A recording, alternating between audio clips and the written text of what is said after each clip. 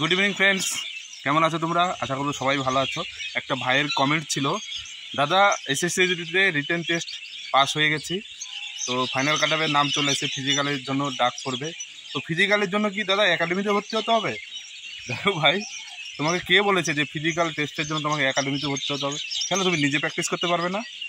বাড়িতে থেকেই তো তুমি নিজে প্র্যাকটিস করতে পারবে।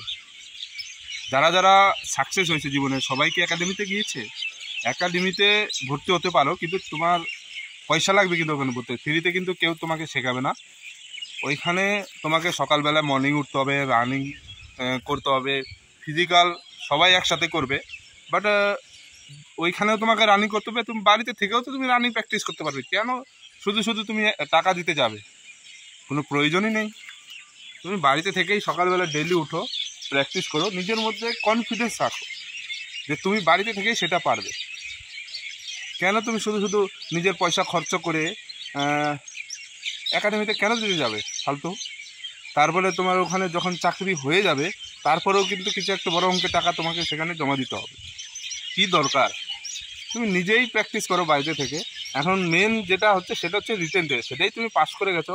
এখন বাকি রইলো তোমার ফিজিক্যাল টেস্ট আর মেডিকেল, ওটা তো তুমি নিজেই ঠিক করতে পারবে। মেডিকেলে যদি কোনো তোমার শরীরে যদি কোনো প্রবলেম থাকে সেটা তুমি ডক্টর দেখিয়ে নাও, ওদের উপর কেন ভরসা করতে যাবে? একাডেমিতে কারা যায়? যারা নিজের উপর কনফিডেন্স নেই তারাই একাডেমিতে যায়। তোমার তো নিজের মধ্যে কনফিডেন্স আছে, এর জন্য তুমি রিটেন টেস্টে পাস করে গেছো। কোনো প্রয়োজন নেই একাডেমিতে যাওয়া, নিজে প্র্যাকটিস করো, ঠিক আছে? দেখবে পাস হয়ে যাবে। যদি শরীরে যদি কোনো প্রবলেম থাকে তাহলে ডাক্তার দেখিয়ে নাও, ঠিক আছে? তাহলে মেডিকেল ফিট হয়ে যাবে, বা চাকরি হয়ে যাবে। শুধু শুধু একাডেমিতে গিয়ে ফালতু পয়সা করার কোনো প্রয়োজন নেই, আমার মতো এটাই বলে।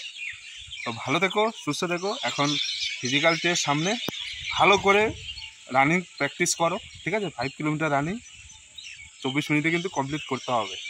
আর মেডিকেল বাকি, বাস শুধু মেডিকেলটা। তোমার বডিতে যদি কোনো প্রবলেম থাকে সেটা তুমি নিজেই ঠিক করতে পারবে, ভালো একটা ডক্টর দেখিয়ে নাও, ঠিক আছে? তাদের মধ্যে এখানে শেষ করছি। ফের মিলতে নেক্সট ভিডিও में।